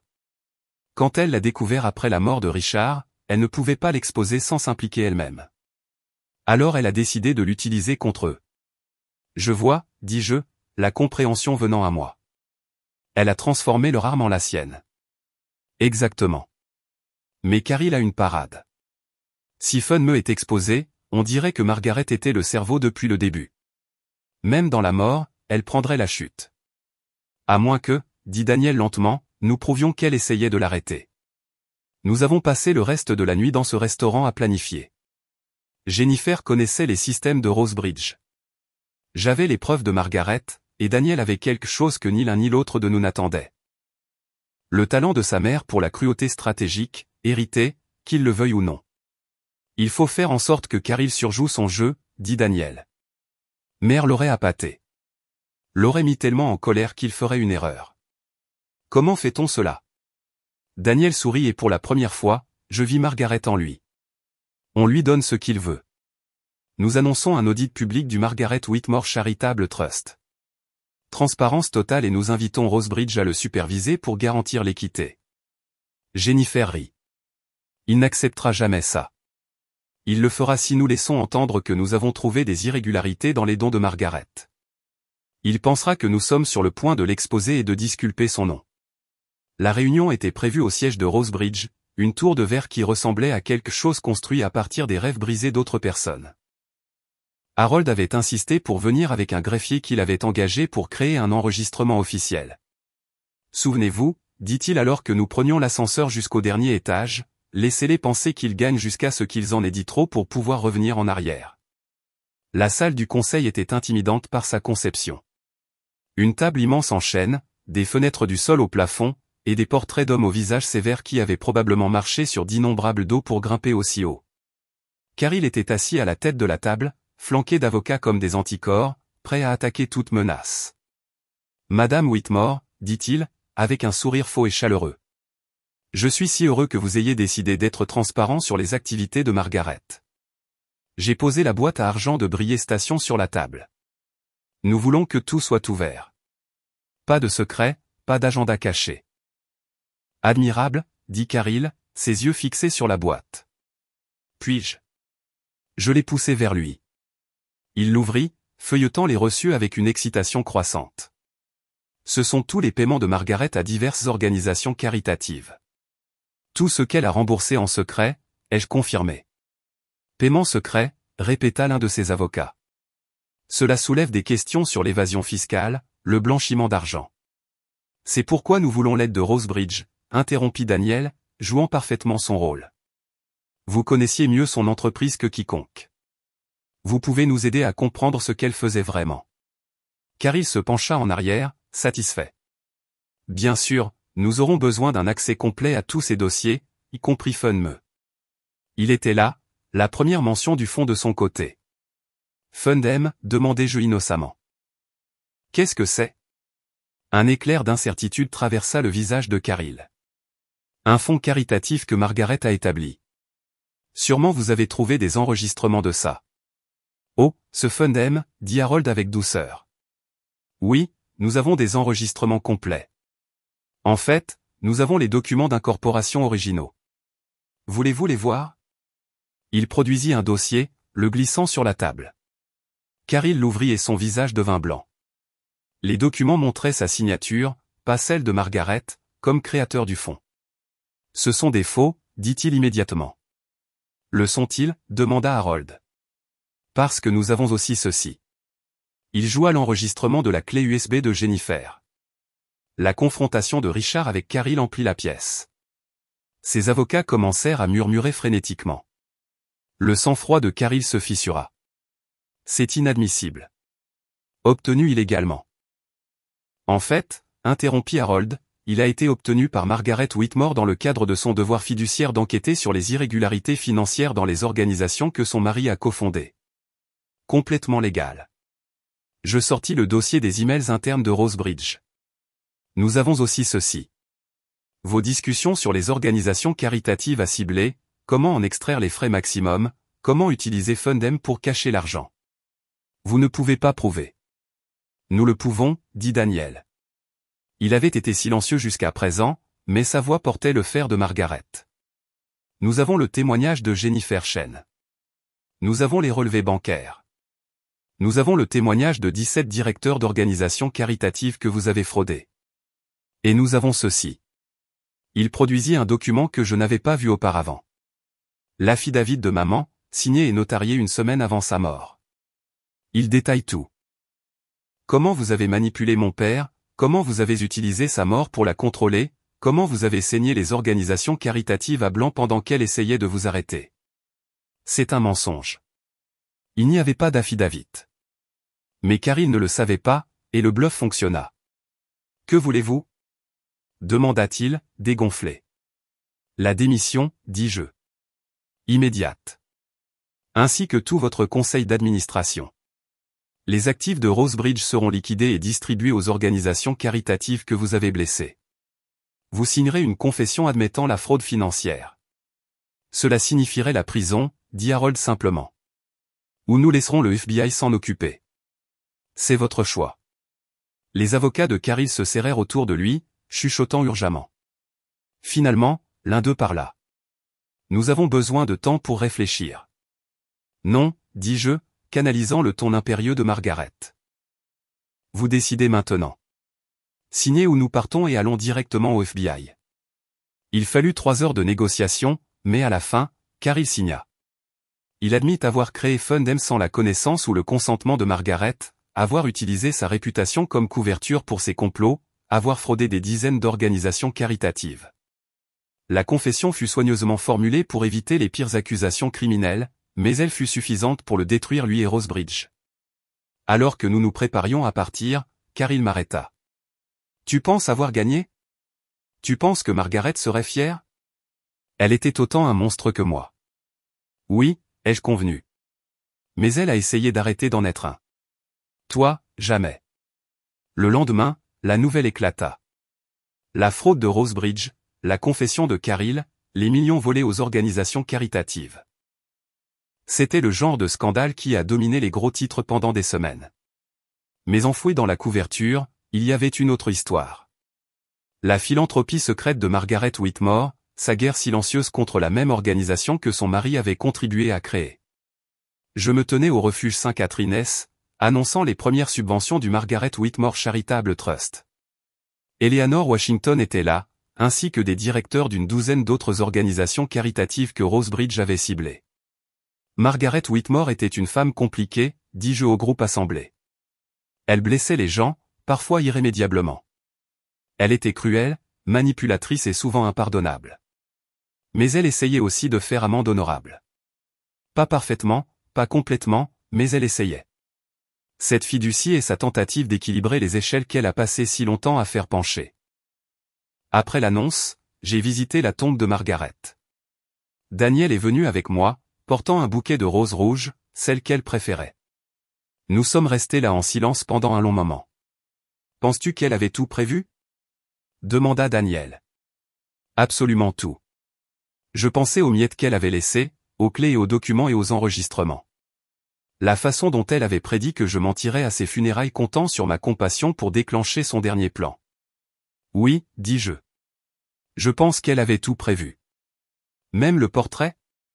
Il parlait de celui qui était mystérieusement apparu dans notre maison. Je ris. Surtout le portrait. Elle a probablement payé quelqu'un pour le déplacer, sachant que cela nous dérangerait suffisamment pour continuer. Nous avons posé les roses sur sa pierre tombale. L'inscription était simple. Margaret et Whitmore. Épouse, mère. Compliqué. Ce dernier mot avait été l'ajout de Daniel.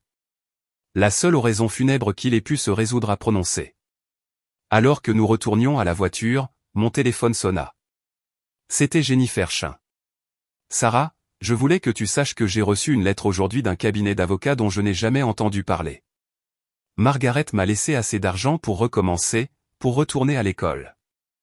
La lettre était datée d'une semaine avant sa mort. Après avoir raccroché, Daniel demanda de quoi il s'agissait. Un autre des plans de Margaret qui porte ses fruits, dis-je.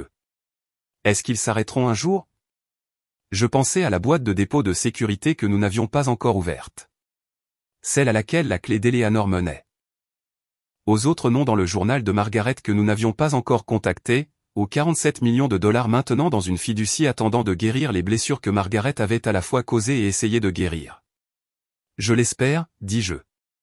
Nous avons conduit à travers des rues que Margaret avait traversées, passant devant des bâtiments où elle avait détruit des carrières et sauvé des moyens de subsistance. À travers une ville qui se souviendrait d'elle comme d'un démon et d'un ange, sans jamais savoir qu'elle était toujours les deux à la fois. Le portrait pendait toujours dans son couloir. Chaque matin, je le passais sur mon chemin pour continuer son travail. Pas la cruauté, mais la rédemption. Chaque soir, Daniel et moi discutions des distributions de la journée, des organisations caritatives sauvées, du mal qui était lentement réparé. Elle était un monstre, dit Daniel un soir, fixant son portrait. Oui, ai-je convenu. Mais elle était notre monstre. Oui, et peut-être qu'à la fin, elle a trouvé un moyen de ne plus l'être. Je regardais le visage peint de Margaret, à jamais figé dans ce sourire connaisseur. Ou peut-être qu'elle a trouvé un moyen de rendre sa monstruosité utile. Le Margaret Whitmore Charitable Trust continuerait pendant des décennies, bien après que le scandale se soit estompé, bien après que les gens aient oublié la femme derrière lui. Mais je m'en souviendrai. Je me souviendrai de l'église vide, du mensonge que j'avais raconté pour la remplir, et de la vérité que ce mensonge avait révélée. Margaret avait eu raison sur une chose dans son dernier message. Parfois, on connaît la vérité quand on est forcé de mentir. Et parfois, les plus beaux mensonges que nous racontons deviennent les vérités que nous choisissons de vivre. Le Margaret Whitmore Charitable Trust, le bureau du directeur. La salle de conférence au siège de Rosebridge avait été transformée en champ de bataille de documents. 3 semaines s'étaient écoulées depuis la démission de Caril, et maintenant nous étions assis en face de son remplaçant, une femme au regard perçant nommée directrice Patricia Morse, qui avait été appelée pour nettoyer l'image de Rosebridge. Madame Whitmore, commença-t-elle, la voix de soie sur acier. Bien que nous apprécions votre enthousiasme pour le travail caritatif, ces allégations contre Rosebridge sont assez sérieuses. Monsieur Caril a peut-être avoué sous la contrainte, interrompit Harold. Mais sous la contrainte? Nous avons des enregistrements, des documents, des témoignages. Tout obtenu par la conspiration criminelle de Margaret Whitmore. Morse répliqua avec douceur. Elle a infiltré notre organisation, volé des communications privées et orchestré une campagne de diffamation qui se poursuit même après sa mort. Je posai le dernier lot de reçus sur la table. Des dizaines de plus que nous avons trouvés dans la boîte de dépôt de sécurité que la clé d'Eleanor avait ouverte.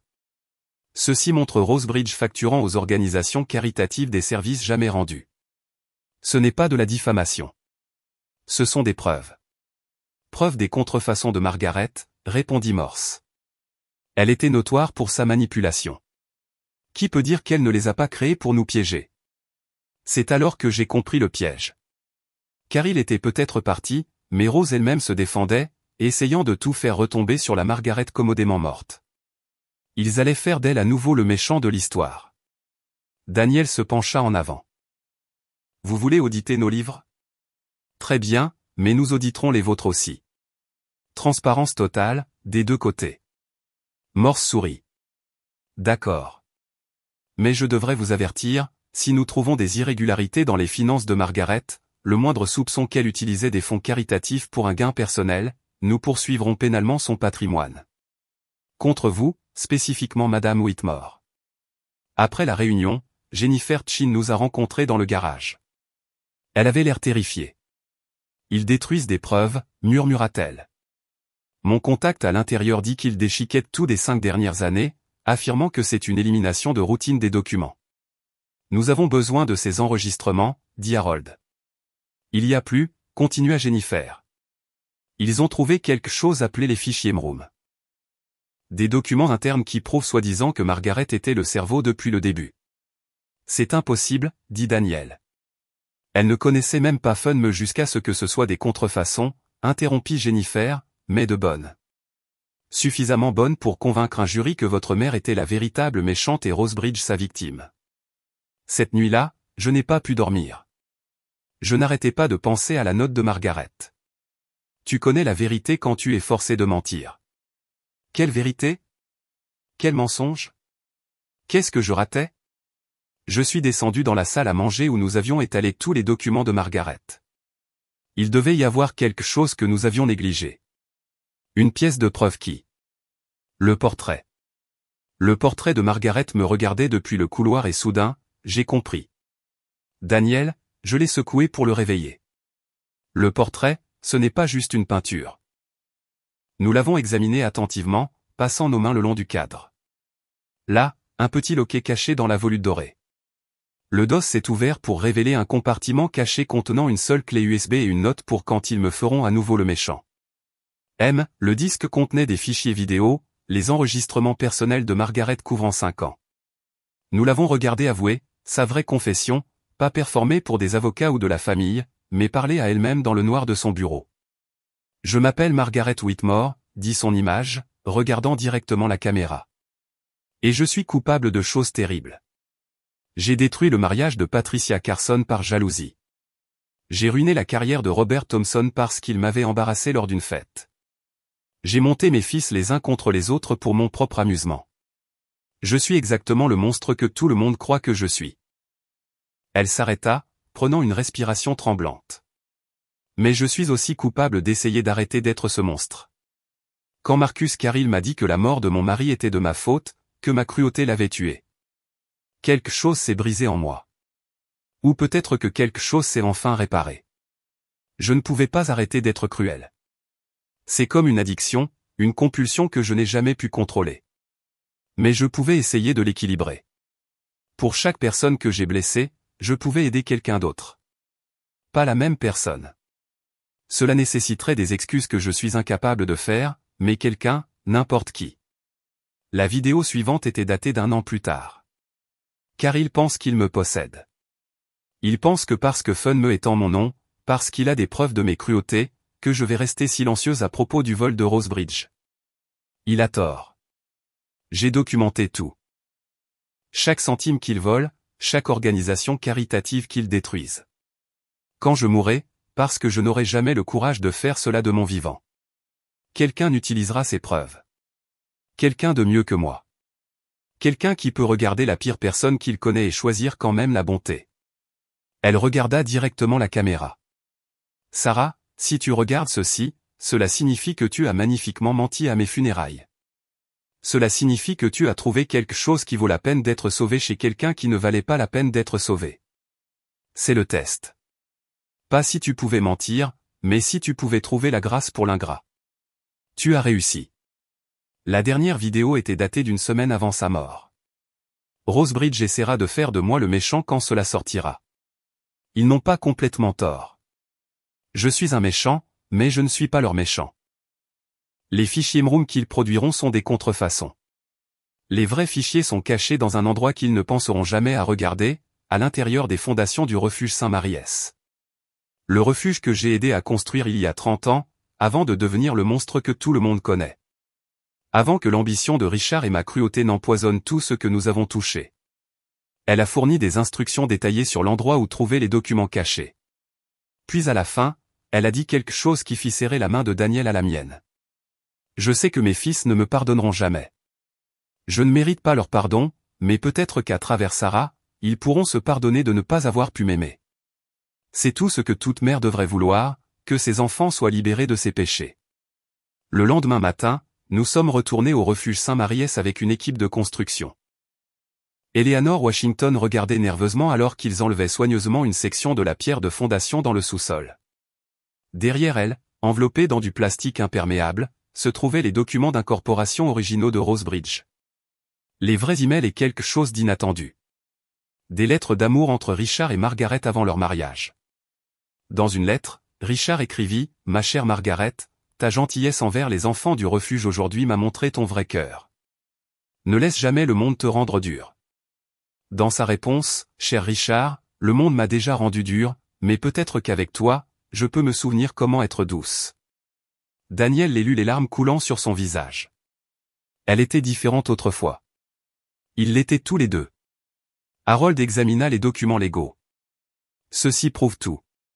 Caril a créé Fundem sans la connaissance ou le consentement de Margaret. Ce sont ses signatures, ses autorisations. Et voici la correspondance montrant qu'il a menacé Richard de détruire Margaret s'il ne se conformait pas, alors ils étaient tous les deux victimes, dis-je. Non, dit fermement Daniel. Mère a fait ses choix. Elle a choisi la cruauté, mais peut-être qu'elle a aussi choisi la rédemption, même si elle ne pouvait pas l'atteindre pleinement. Nous avons présenté tout lors de la réunion d'urgence du conseil que Morse avait convoqué. La pièce était bondée d'avocats, de représentants d'organisations caritatives et de médias. Morse avait clairement prévu cela comme la vindication de Rosebridge, leur moment pour prouver que Margaret était le véritable méchant. Mesdames et messieurs, commença Morse. Nous avons des preuves que Margaret Whitmore a orchestré une fraude de plusieurs décennies. Non, interrompis-je, me levant. Vous avez des contrefaçons. Nous avons les originaux. Harold distribua des copies des vrais documents pendant que je jouais les vidéos de confession de Margaret sur l'écran de la salle de conférence. La pièce regardait dans un silence stupéfait alors que Margaret avouait ses cruautés, mais exposait aussi les crimes de Rosebridge. C'était une femme compliquée, dis-je quand les vidéos se terminèrent. Cruelle, oui. Manipulatrice, absolument. Mais c'était aussi quelqu'un qui essayait de faire amende honorable pour ses fautes, imparfaitement et incomplètement, mais sincèrement. Rosebridge, en revanche, n'a jamais essayé de faire amende honorable pour quoi que ce soit. Ils se sont juste améliorés pour cacher leurs crimes. Morse essaya d'objecter, mais les preuves étaient écrasantes. Les documents originaux montraient la signature de Caril partout où Margaret était censée être. Les vrais emails détaillaient le vol systématique de Rosebridge, et les vidéos de Margaret, bien que douloureuses à regarder, montraient une femme consciente de ses défauts essayant de faire amende honorable. C'est la vérité, dis-je, m'adressant à la pièce mais regardant Morse. Margaret Whitmore était un méchant qui a essayé de devenir un héros et n'a réussi qu'à devenir humaine. Rosebridge est un méchant qui prétend toujours être un héros, ce qui est pire. Le vote fut unanime. Le conseil d'administration de Rosebridge fut dissous. Ses actifs furent saisis et redistribués aux organisations caritatives qu'il avait defraudées. La directrice Maurice fut escortée par la sécurité, mais pas avant de se pencher près de moi et de murmurer « Tu penses avoir gagné ? Il existe des centaines d'organisations comme Rosebridge. Tu n'en as arrêté qu'une. » Alors nous les arrêterons toutes, répondis-je. Une à la fois. C'est ce que Margaret aurait voulu. Margaret était un monstre. Oui, convenais-je. Mais c'était un monstre qui a appris à mordre d'autres monstres. C'est une sorte de rédemption. La salle d'audience était bondée pour l'audience finale. 6 mois s'étaient écoulés depuis les funérailles de Margaret, et maintenant un juge déciderait si le Margaret Whitmore Charitable Trust tiendrait ou si la poursuite des cousins pour annuler le testament réussirait. Votre honneur, argumenta l'avocat des cousins. Madame Sarah Whitmore a obtenu cet héritage par fraude. Elle a menti aux funérailles, déclenchant une clause testamentaire qui n'aurait jamais dû s'activer. Le juge Harrison, une femme sévère aux yeux perçants, me regarda. Madame Whitmore, avez-vous menti aux funérailles de votre belle-mère ? Je me levai. Oui, votre honneur. J'ai dit qu'elle était charitable alors que je croyais qu'elle ne l'était pas. J'ai dit qu'elle aidait les autres alors que je pensais qu'elle ne faisait que les blesser. J'ai menti parce que je ne pouvais pas supporter de voir quelqu'un être enterré avec seulement la haine comme oraison funèbre. Mais le mensonge s'est avéré vrai, ajouta Daniel, se tenant à côté de moi. Ma mère était charitable secrètement. Elle a aidé les autres, imparfaitement. La fiction de Sarah a révélé une vérité que nous ignorions tous. James se leva du fond de la salle d'audience. Votre honneur, j'ai détesté ma mère. Elle m'a rendu la vie infernale. Mais même moi, je peux voir que Sarah a gagné cet héritage. Pas en mentant, mais en étant la seule personne disposée à faire preuve de miséricorde envers quelqu'un qui n'en a jamais montré aux autres. Patricia parla ensuite. Margaret a détruit mon mariage, mais elle a aussi payé la thérapie et l'éducation de mes enfants. Elle était à la fois le poison et le remède. Sarah est la seule qui ait compris cela. Même Eleanor Washington était venue. Votre honneur, Margaret Whitmore a sauvé mon refuge cette fois. Elle l'a aussi presque détruit une fois. Elle était compliquée, mais le fonds que Sarah gère a déjà sauvé 12 organisations caritatives de la faillite. C'est du vrai bien qui vient de la vraie douleur. Le juge délibéra pendant 1 heure. Quand elle revint, son expression était réfléchie.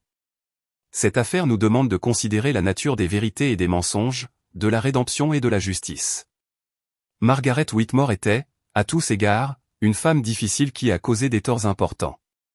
Elle était aussi, nous le savons maintenant, quelqu'un qui a essayé de faire amende honorable pour ses torts.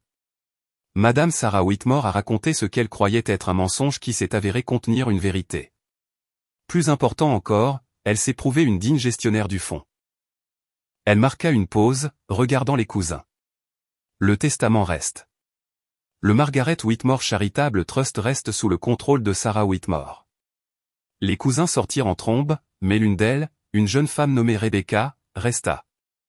Je suis désolée, dit-elle doucement au sujet de la poursuite, de tout. Je voulais juste quelque chose d'elle. Même après la mort, je voulais qu'elle me choisisse. Elle l'a fait, dis-je, sortant une petite enveloppe au nom de Rebecca. Ceci était dans la boîte de dépôt de sécurité. Elle a laissé quelque chose pour tout le monde. Elle l'a juste caché derrière des tests et des jeux parce qu'elle ne pouvait rien faire simplement. Rebecca l'ouvrit les mains tremblantes. À l'intérieur se trouvait une photographie de Margaret tenant Rebecca bébé et une note. Tu es la seule qui n'a jamais eu peur de moi. Je suis désolé. Je t'ai donné une raison d'utiliser ta colère contre moi pour être meilleure. Il y avait aussi un chèque de 50 000 $ et un fonds de bourse au nom de Rebecca pour les jeunes femmes poursuivant des études de droit. Elle se souvenait que je voulais être avocate, murmura Rebecca. Avant qu'elle ne retourne toute la famille contre moi. Elle se souvenait de tout, dit Daniel. Le bon et le mauvais. Elle ne savait juste pas comment montrer l'amour sans causer de douleur. Le travail du fonds se poursuivit. Nous avons créé la fondation Mroom, nommée ironiquement d'après le fonds secret de Rosebridge, pour fournir des subventions d'urgence aux organisations caritatives en crise. Les premiers bénéficiaires étaient toutes des organisations que Rosebridge avait ciblées. 1 an après les funérailles, nous avons organisé un service commémoratif pour Margaret. Pas des funérailles, mais un règlement de compte. Nous avons invité tous ceux qu'elle avait blessés et tous ceux qu'elle avait aidés. L'église qui avait été vide pour ses funérailles était maintenant pleine de sentiments compliqués et de gens compliqués. Je me tenais au podium où j'avais autrefois raconté de beaux mensonges. Margaret Whitmore n'était pas une bonne personne, commençai-je. Elle était cruelle, manipulatrice et destructrice. Elle a ruiné des carrières, détruit des relations et laissé des cicatrices qui ne guériront jamais complètement. Tout cela est vrai. Je marquai une pause, regardant la foule assemblée, victime et bénéficiaire. Mais c'était aussi quelqu'un qui reconnaissait son propre mal et essayait, aussi imparfaitement que possible, de faire un bilan.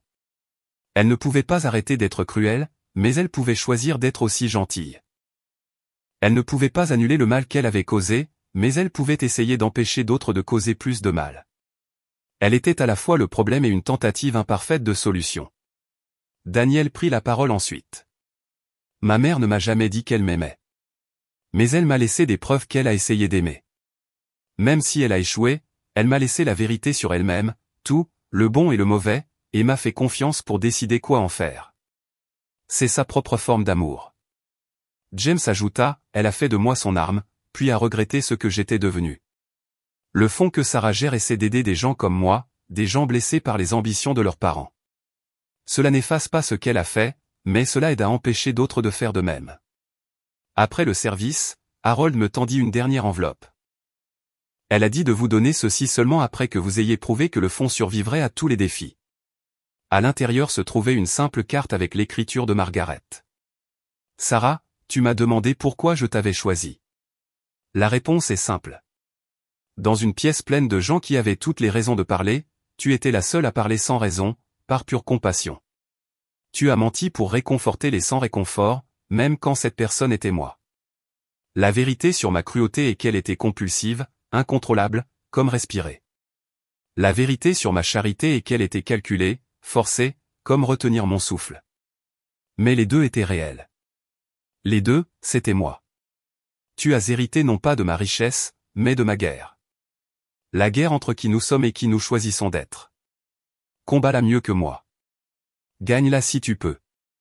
Et merci pour le beau mensonge. C'était la chose la plus gentille que quelqu'un m'ait jamais faite. Margaret, 5 ans ont passé maintenant.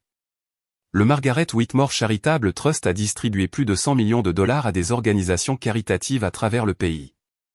Nous avons exposé 3 autres organisations comme Rosebridge. Nous avons aidé des centaines de personnes que Margaret a blessées et des milliers qu'elle n'a jamais connues. Daniel et moi avons maintenant 2 enfants. Nous leur avons parlé de leur grand-mère. Tout quand ils seront assez grands pour comprendre. Nous voulons qu'ils sachent que les gens peuvent être à la fois terribles et en train d'essayer. Que la rédemption n'est pas une destination mais une direction. Que parfois les plus beaux mensonges que nous disons deviennent les vérités que nous vivons. Le portrait pend toujours dans notre couloir. Mais nous en avons ajouté d'autres. Des photos des personnes que le fonds a aidées. Les organisations caritatives sauvées. Le bien qui a grandi de terre empoisonnée. Le sourire froid de Margaret est maintenant entouré de sourires chaleureux. Son portrait isolé fait partie d'une plus grande galerie de grâces compliquées. Parfois, tard le soir, je me tiens devant son portrait et je pense à cette église vide, à l'oraison funèbre que j'ai inventée, à la femme qui est exactement aussi horrible que tout le monde le savait et exactement aussi complexe que personne ne l'imaginait. Tu as réussi le test, dis-je à son visage peint. Tu voulais savoir si quelqu'un pouvait te montrer de la miséricorde malgré tout. Je l'ai fait. Mais plus important encore, tu t'es montré de la miséricorde en essayant de changer, même si tu n'as pas pu complètement y parvenir. Le portrait, bien sûr, ne répond pas. Mais parfois, j'imagine le fantôme de Margaret se tenant à mes côtés, toujours critique, toujours compliqué, mais enfin en paix avec la vérité qu'elle était à la fois le méchant et l'auteur de sa propre rédemption imparfaite. La déclaration de mission du Margaret Whitmore Charitable Trust, qui est affichée dans notre bureau, se lit, dédicacée à la conviction que les gens peuvent être à la fois brisés et en construction, à la fois nuisibles et guérisseurs, et que la distance entre qui nous sommes et qui nous choisissons d'être n'est pas mesurée en perfection, mais en effort, ci-dessous en plus petit texte, fondé sur un beau mensonge devenu une vérité compliquée. Eleanor Washington, maintenant membre du conseil d'administration d'un fonds, dit souvent que Margaret Whitmore était la pire personne que je connaissais qui essayait de devenir meilleure. C'est plus que ce que la plupart des bonnes personnes n'ont jamais tenté. Et c'est peut-être la vérité finale sur Margaret Whitmore. C'était un monstre qui ne pouvait pas arrêter d'être monstrueux, mais qui pouvait choisir d'être aussi autre chose. Elle était cruelle et gentille, destructrice et constructive, le problème est la solution partielle.